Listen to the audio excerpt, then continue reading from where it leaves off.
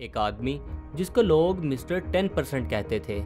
एक ऐसा इंसान जो एक वक्त में पाकिस्तान का सबसे ज़्यादा कंट्रोवर्शियल शख्स बना, और वही आदमी जिसने एक कौम को क्राइसिस के दौर में लीड किया। ये कहानी है आसिफ अली जरदारी की, एक ऐसे इंसान की जो सियासत में नहीं बल्कि सियासत उसके पास खुद चली आई।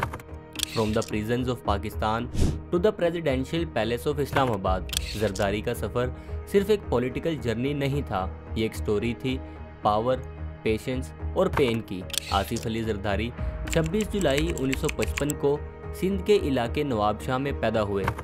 एक वेल्दी लैंडलॉर्ड फैमिली से ताल्लुक़ रखने वाले जरदारी का बचपन प्रिविलेज में गुजरा। एजुकेशन के लिए उन्होंने कराची ग्रामर स्कूल और फिर लंदन में स्कूलिंग की, मगर उनका दिल एकेडमिक्स में नहीं, पावर और पॉलिटिक्स में था। उनके वालिद हाकिम अली जरदारी खुद एक प्रोमिनेंट पॉलिटिशियन थे, और यही एक्सपोजर आसिफ को सियासत के क्लोज ले आया। लेकिन उनका असल चैप्टर तब शुरू हुआ जब किस्मत ने उनका रास्ता पाकिस्तान की सबसे पावरफुल और एजुकेटेड वुमेन बेनज़ीर भुट्टो से मिलवाया। 1987 बेनज़ीर भुट्टो और आसिफ अली जरदारी की शादी एक पॉलिटिकल और इमोशनल इवेंट थी। एक तरफ भुट्टो फैमिली की पॉलिटिकल लेगेसी, दूसरी तरफ जरदारी फैमिली का वडेरा बैकग्राउंड। ये दोनों मिले और एक नया चैप्टर लिखा गया पाकिस्तान की सियासत का। बेनज़ीर के साथ जरदारी का रिलेशनशिप सिर्फ हस्बैंड वाइफ का नहीं था, ये एक पॉलिटिकल पार्टनरशिप थी। जब बेनज़ीर एग्जाइल में थी, जरदारी ने उनका पॉलिटिकल नेटवर्क पाकिस्तान में सस्टेन किया। लेकिन जब बेनज़ीर पावर में आई, एक्यूजेशंस भी बढ़ गईं। ऑपोजिशन ने उनको मिस्टर 10% का टाइटल दिया, ये कहकर कि जरदारी ने गवर्नमेंट कॉन्ट्रैक्ट्स और डील्स में कमीशन ली। जरदारी ने हर दफ़ा इन इल्ज़ामात को जुटलाया, लेकिन मीडिया और इस्टेब्लिशमेंट ने उनको विलन बना दिया। 1990s का दौर जरदारी के लिए नाइटमेयर साबित हुआ। जब बेनज़ीर की गवर्नमेंट डिसमिस हुई तो करप्शन के इल्ज़ामात में जरदारी को अरेस्ट कर लिया गया। Ali Zardari has been arrested in a case that has to do with well, we're still getting the details. It's still coming in a fake bank accounts case. From what we know, a team of a team from the National Accountability Bureau, the NAB, has reached Asif Ali Zardari's home in Islamabad. 8 साल, हाँ पूरे 8 साल उन्होंने jail में गुजारे बिना किसी conviction के। इमेजिन कीजिए, एक ऐसा आदमी जिसका बैकग्राउंड प्रिविलेज से भरा था, वो जेल के अंधेरों में ज़िंदगी गुजार रहा था। ये वो वक्त था जब हर कोई समझ रहा था कि जरदारी ख़त्म हो गया, लेकिन उन्होंने पॉलिटिक्स नहीं छोड़ी। जेल की बार्स के पीछे उनका पेशेंस, उनका साइलेंस और उनका स्माइल सब कुछ एक स्ट्रैटेजी थी। और जब बेनज़ीर वापस पाकिस्तान आई, जरदारी उनके साथ स्टेज पर खड़े थे एक नए पॉलिटिकल चैप्टर के लिए। 2007 रावलपिंडी के लियाकत बाग में एक धमाका होता है। बेनज़ीर भुट्टो असैसिनेट हो जाती हैं। वो मोमेंट सिर्फ पाकिस्तान के लिए नहीं, जरदारी के लिए भी एक ज़ख्म बन गया। एक हस्बैंड जिसने अपनी वाइफ को पॉलिटिक्स में खोया, और एक लीडर जिसने अपनी पार्टी का सिंबल खो दिया। उस रात जरदारी ने एक लाइन बोली थी, पाकिस्तान खापे। ये स्लोगन एक हीलिंग कॉल था, एक फ्रैक्चर्ड नेशन के लिए। लेकिन बेनज़ीर के बाद जरदारी के पास एक चॉइस थी, या तो पॉलिटिक्स छोड़ दें या उस मिशन को कंटिन्यू करें जिसके लिए उनकी वाइफ ने अपनी जान दी।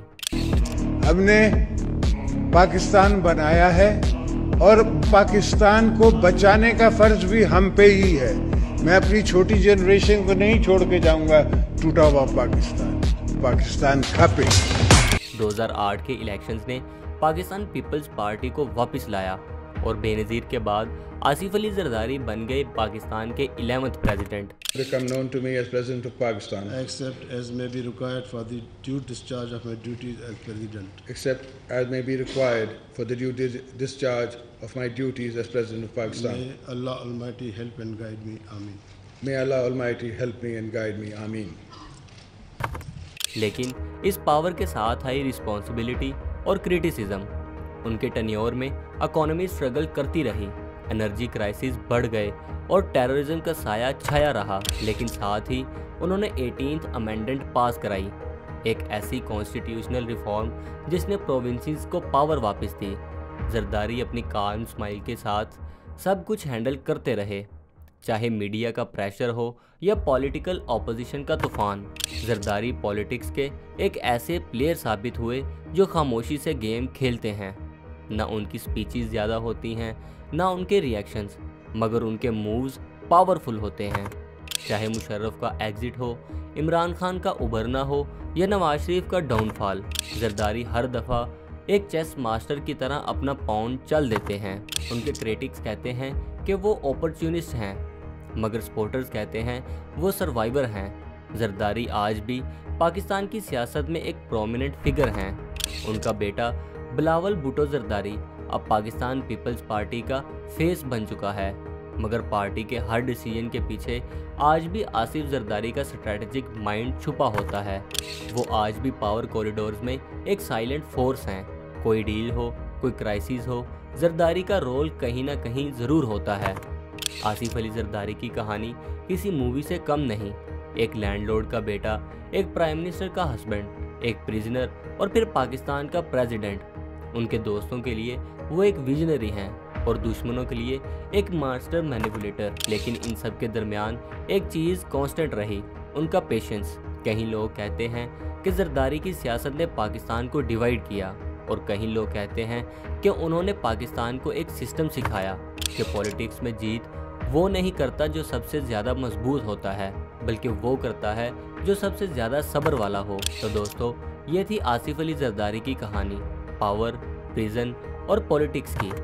अगर आपको आज की वीडियो पसंद आई है तो इसे लाइक और चैनल को सब्सक्राइब करें, और कमेंट्स में बताइएगा कि आपके ख्याल में आसिफ अली जरदारी एक पॉलिटिकल जीनियस हैं या एक अपॉर्चुनिस्ट सर्वाइवर। आज तक के लिए इतना ही। जल्द मिलते हैं नेक्स्ट वीक एक ज़बरदस्त वीडियो के साथ। तब तक के लिए अल्लाह हाफिज़।